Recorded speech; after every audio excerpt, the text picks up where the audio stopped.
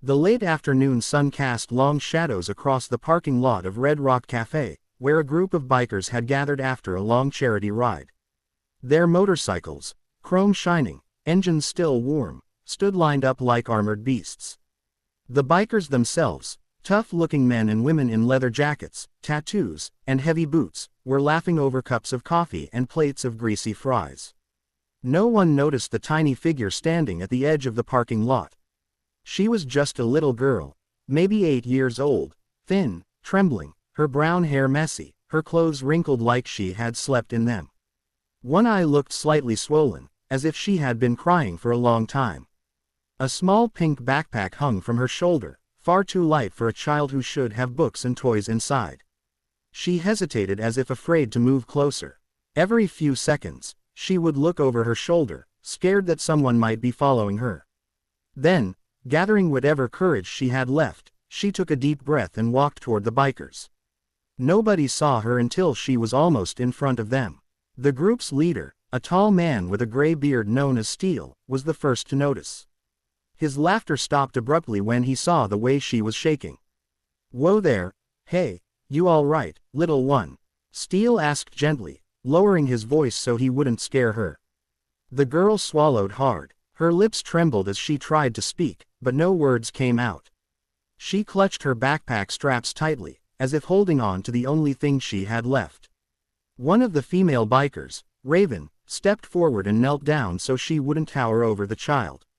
Her voice was soft, warm, and protective.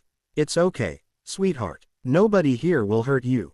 What's your name?" The girl opened her mouth again, but instead of her name, only a small sob escaped. A tear rolled down her cheek. Raven gently wiped it away. "Hey, you're safe with us," Raven said. "Take your time." Finally, after a long pause, the little girl whispered, barely audible, My name is Lily." Raven smiled softly. "Hi, Lily, do you need help?" Lily nodded. Once, slow, hesitant, and then looked up at Steele. Her voice cracked as she forced the words out. "My stepfather, he wants to take me away. Please, please don't let him take me." The bikers froze. The air shifted. The casual atmosphere vanished instantly. Steele exchanged looks with the others. Something was wrong. Very wrong. Children didn't run to strangers, especially not a group as intimidating as bikers, unless they were truly desperate. Steele crouched down, trying to meet her eyes. "Did someone hurt you?" Lily hesitated again. She looked at her shoes, toes scraping the ground, and whispered, "He's angry all the time, ever since my mom died. He yells, he drinks, and he said today he's sending me away because I'm not his problem anymore." A sharp silence fell. The bikers were tough adults who had seen plenty of darkness in the world, but nothing hit harder than a child in fear. Raven placed a hand gently on Lily's shoulder. "Sweetheart, is he looking for you right now?" Lily nodded again, her eyes widening as if expecting the man to appear any moment. He was coming after me. I ran when he wasn't looking." Steele stood up, a storm brewing behind his calm exterior.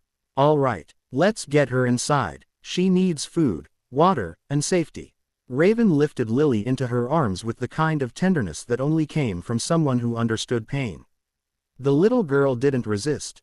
She simply leaned against Raven's chest, as if her small body finally found a moment to rest after days of fear. Inside the cafe, the bikers took over the back corner booth.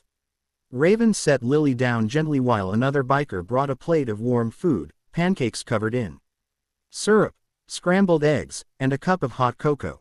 Lily stared at the food like she didn't believe it was for her. "Go on," Raven encouraged.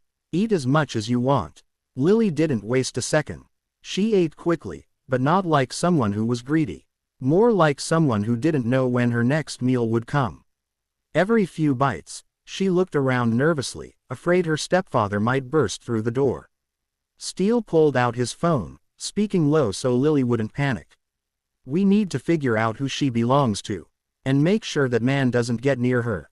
Another biker whispered back, "We should get someone from child services or maybe the police. But first, we need to calm her down." Raven brushed Lily's hair back gently. "You're safe here, honey. Nobody can take you." For the first time, Lily's shoulders relaxed. But the peace didn't last long. Through the cafe window, Steele suddenly spotted a man stumbling angrily across the parking lot, face red, fists balled, looking around as if searching for someone. Steele's jaw tightened.